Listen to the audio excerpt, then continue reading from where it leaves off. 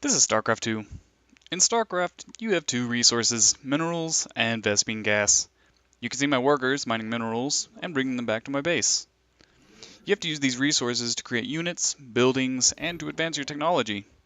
Similar to real life, we can kind of control the supply and demand in Starcraft.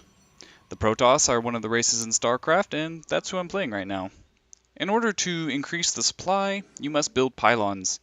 An example of a supply shock would be if you wanted to build a unit, had enough minerals, but you didn't build enough pylons to supply that unit.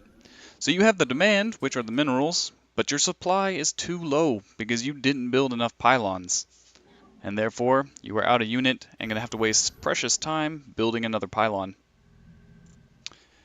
Scarcity is another concept in economics that relates well to StarCraft. In StarCraft, there is a limited amount of resources on a map. How you spend your resources will determine how well you'll do in the game. You can see places on the map that have resources by the blue that shows up on the map. In long drawn out games, these resources become very valuable, as they will almost all be used in the many battles that take place throughout the match. This also brings up opportunity cost. If someone spends their resources creating an army of low tier ground units, and you spend your resources on high tier units specialized at taking down low tier ground units, you'll easily counter them.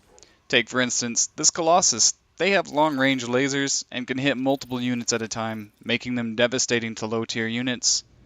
The opportunity cost comes into play because the other player has lost the time to make stronger units, and they have lost the resources that they invested in their now dead units. Let's go back to the workers. At the top of every base, there's a number that tells you the optimal amount of workers required to mine the minerals nearby. If you reach this number, you are at full employment, which is another economic situation. Full employment is a good thing because you want to be mining those minerals as fast as possible. In real life, if a country is at full employment, you can assume their economy is doing good. If your economy is at full employment, but you're not spending your resources, then you'll run into a lack of productive and allocative efficiency. To achieve productive efficiency, you need to upgrade your units with technology. And to achieve allocative efficiency, you need to create the correct amount of units.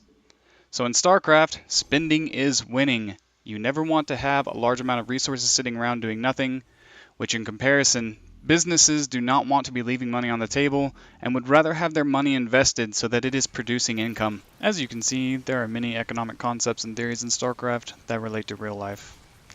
Ultimately in StarCraft, if you can create a strong economy, then you can create an army that is a force to reckon with. In real life, a strong economy will bring prosperity to your country and create opportunities for your citizens. I want to thank you for watching my video, and remember, you require additional pylons.